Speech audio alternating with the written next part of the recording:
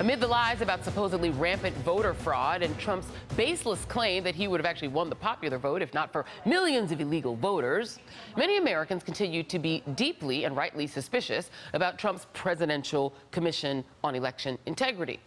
That commission now faces a new hurdle.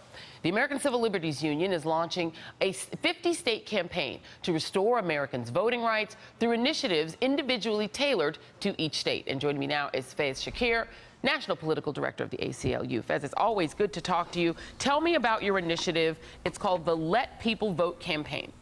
Hello, my friend. So since 1965, I don't think we've had a nationwide grassroots movement to expand voting rights. That was the passage of the Voting Rights Act, remember? And since that time, there's a reason why we haven't had a nationwide grassroots call to action to expand voting rights, is because we were making progress for many years. We were expanding the early vote. We were allowing more younger people to vote. We were making registration easier. All that led to the election of our first African-American president in 2008. Then you remember in 2010, we had a Tea Party wave taking back a bunch of state legislatures, and guess what happened? Yeah. In 19 states, they passed 25 laws to restrict access to the ballot, make it harder for people to register, make it harder for people to vote, and they've been on offense. Our opponents have been on offense for the past decade, making it harder to vote. And so what we're going to try to do is go on offense starting next week on October 1st. We're going to start an event in Kansas and say, here's a nationwide plan to expand voting rights that everyone can get involved with, because if we don't go on offense, Joy, we're always going to be playing on defense and losing out. So it's just some of the things, some of the initiatives that are included in what you guys are trying to do, supporting a ballot initiative to restore the rights of Floridians who've been convicted of crimes and have served their time, something that former Governor Charlie Crist had helped make better, and then Rick Scott came and turned it back the other way. Independent Redistricting Commission in Georgia, Election Day voter registration in Kansas. Is there a reason that you're making them state-specific rather than one big national blanket program?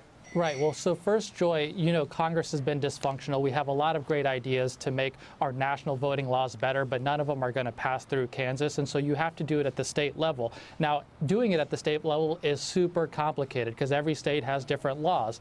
And there are few organizations like the ACLU who have 50 state affiliates, and quite frankly, we have the resources now, so we're well positioned, thanks to the support of the general public, thank you, that we're now able to execute this kind of complicated nationwide grassroots call to action. That's the only way you could do it. The only way is to have each state being able to execute their top voting rights priority. So as you mentioned, in Florida, we're going to try to restore the rights of ex-felons. That's 1.5 million people who've been denied their right to vote because they've been an ex-felon who've paid their debt to society and haven't been afforded a second chance. So we're going to try to do signature gathering to get onto the ballot and then hopefully get 60% plus in November 2018 to rectify that injustice. And when the ACLU goes into court, you know, and fights, you know, as does the NAACP Legal Defense Fund and other organizations, is it made as explicit as it seems by the people who want to pass these restrictive laws?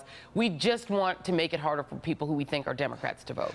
So the ACLU, led by our talented Voting Rights Project, and Dale Ho, who leads our voting rights team, had been litigating over North Carolina. You know, the issues of North Carolina, voter ID, suppression, all kinds of problems in North Carolina. We've been litigating for 4 years.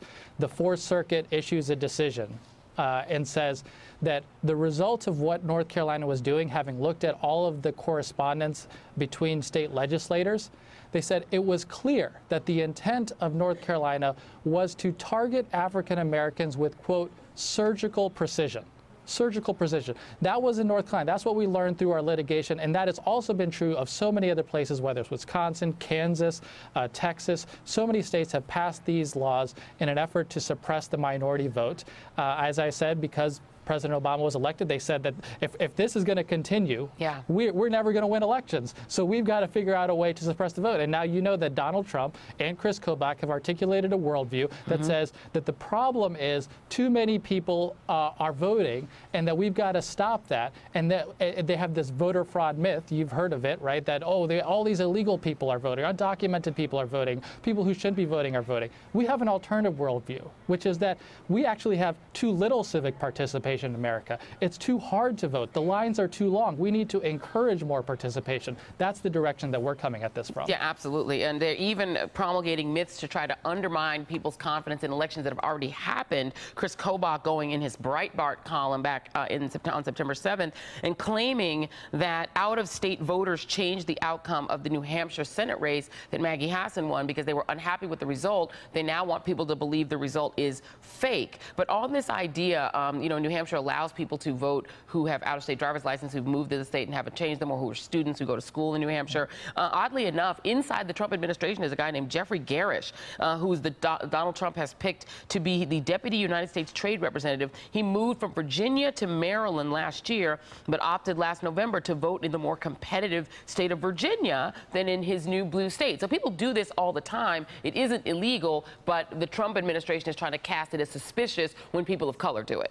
This is what Chris Kobach has been trying to do around the country. He's trying to disempower students from voting. This is what happens, right? You move to a university campus at the University of New Hampshire or Dartmouth, and you want to be able to vote. And now the state has passed a law inspired by Kobach to say that if you don't take an affirmative act if you're a student after you voted to validate your residency, you'll be fined $5,000. $5,000. They're trying to stop you from voting. In Kansas, they found like a handful, maybe 2 or 3 people who shouldn't have voted when they in that election. So therefore, they've disenfranchised about thousands and thousands of students, making it harder for them to vote. This is the agenda that they're trying to push, is like using a small number of 2 or 3 instances to disempower thousands upon thousands of people across the country. And this is going to continue, Joy, if we don't start to change state laws. And that's what we're going to do, is expand this possibility. You know, you mentioned New Hampshire, election day registration. You can register and vote on the same day. Those are the kinds of laws we need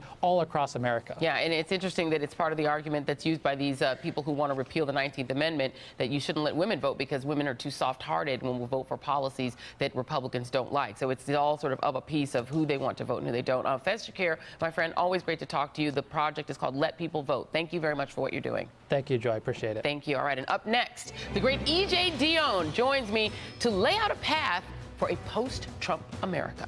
Hey there, I'm Chris Hayes from MSNBC. Thanks for watching MSNBC on YouTube. If you want to keep up to date with the videos we're putting out, you can click subscribe just below me, or click over on this list to see lots of other great videos.